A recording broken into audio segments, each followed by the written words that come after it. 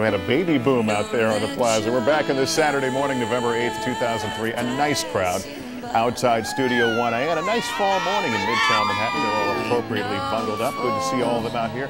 And you're listening to one of the most unforgettable songs of 1999, I Will Remember You, from the incomparable Sarah McLachlan. She performed live in the plaza on Friday, and today she's back with a special encore performance, this time inside Studio 1A. Kind of sad and melancholy. I know, but it's I think it's probably my favorite of all she's done. But she's going to play something from her new CD as well as some of her classics a bit later on. Good morning again. I'm Lester Holt.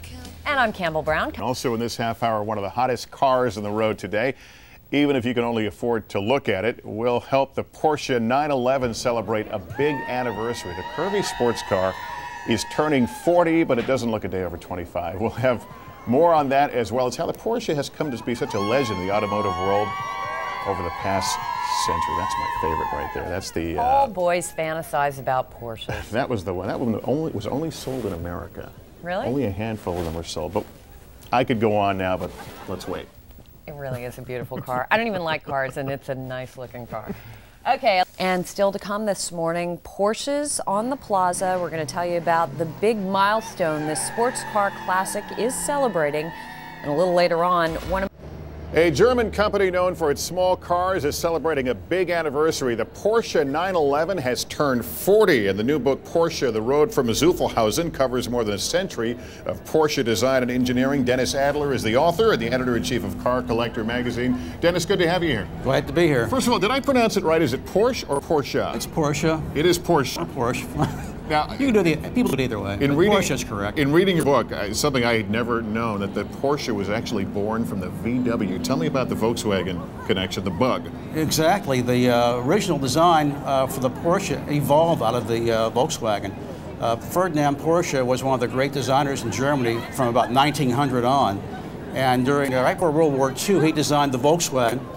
And basically, the first Porsche was a sports car version of Volkswagen, using all the Volkswagen driveline, engine, transmission, everything. And let's talk about when the car came to America, because we're looking at one that was imported just for the American audience, the American driver, in the 1950s? 1952, Max Hoffman was the importer for Mercedes-Benz, for Jaguar, and for Porsche right here in Manhattan. He had the biggest automotive import dealership in the country, in New York. This is a beautiful car, but it's not loaded. No. Well, this car was basically intended to be a race car, but also a street car, and it's called the America. It uses basically a Volkswagen and Porsche designed chassis, now, but the body was specially built. No, it's the rear engine. The rear engine. Yeah, the first prototype was a mid-engine car, which of course has now evolved into the Boxster, which is a new car. But if you go back to the 1940s, where they came out with the rear engine car, this was a stripped-down race version. If you look inside of it, it's very Spartan interiors. No door panels. It's hollow inside. There's no glove box. Just a hollow to put things in. And they only brought a handful over here. They only made 16 cars. Max Hoffman sold 15 of them in the United States to American race drivers. Now, as we walk over to the other cars, the 356 was really the classic, right? That they built after the war. They built that car continuously from 1948 until 1964. Now we're going to look at the 911 here. And I made the mistake. I called this a 911 earlier that we have in the plaza, this beautiful red car, but it really isn't. It's not really. It's a 901. The original Porsche design was a 901. It was designed by Ferdinand Porsche's grandson, Ferdinand Alexander Porsche, who actually wrote the introduction to this book. This was a car he designed to replace the 356, and with this design, he accomplished something no one had ever done. He reinvented the Porsche in its own image.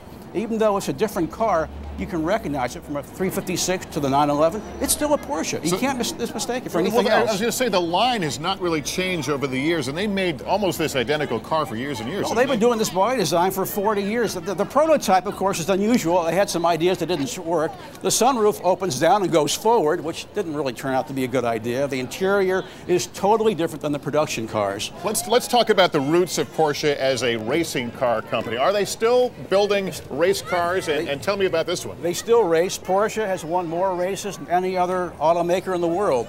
This is a 904 from the early 1960s when Ferdinand Porsche's grandson, Ferdinand Anton, was designing the 911. He was also designing the 904 race car. They were done at the same time. What's amazing, from the time they conceived this car until it was built and ready to go into racing, they did it in 6 months. Good grief. It takes longer than that to do a door handle. Goes about 160 miles an hour. The names on the side here of this race team, significant. This is significant. Wuttrich. Yes, Rolf Wuttrich. And he was with James Dean when he crashed his 550 in 1955 on the way to a race in Salinas. He survived. He survived the crash, and of course James Dean did not. That was the Spider.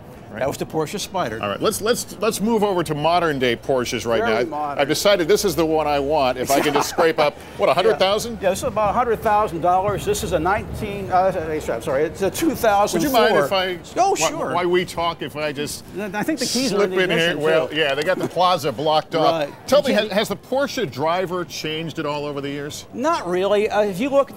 All Porsche drivers from the 356 on back, they've all been sports car enthusiasts. They've all been sportsmen. It's a great car because it's the only sports car, really, that's practical for daily driving. Even this one, even though it's a race car, this is a race car for the street, the 911 GT3. This car goes from 0 to 60 in 4.3 seconds. It takes more time than that to say it. It is beautiful. So it's a great car. Beautiful car. The keys weren't in there, by the way. Or I wouldn't be here. Dennis Adler, thanks so much. Thank you. This has been great. We'll be back, but first, this is Today on NBC.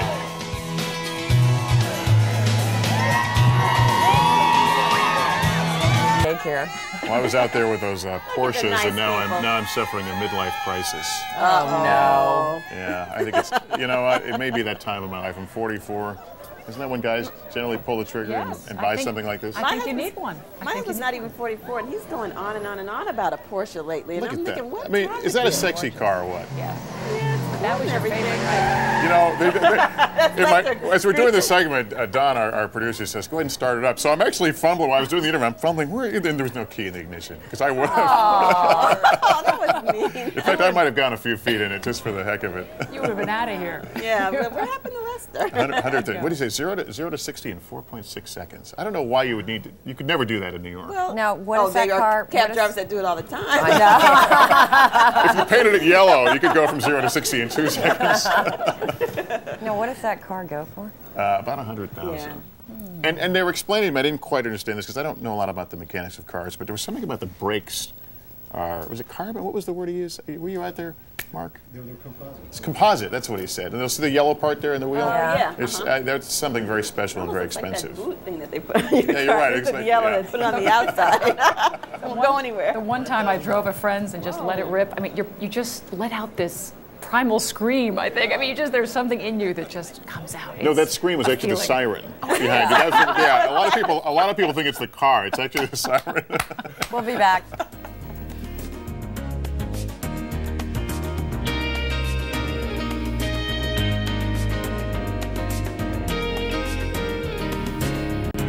Can I just say, this is what I'm talking about.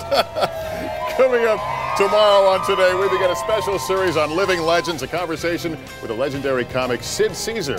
And the people from Trading Spaces will be here to help you get ready for winter. And I want to warn those people, you need to get out of the way. Lester doesn't know what he's doing. You want to talk about Girls Night Out? Let me show you what this is all about. So long, everybody. Thanks for being here. We'll catch you tomorrow. Have a great weekend.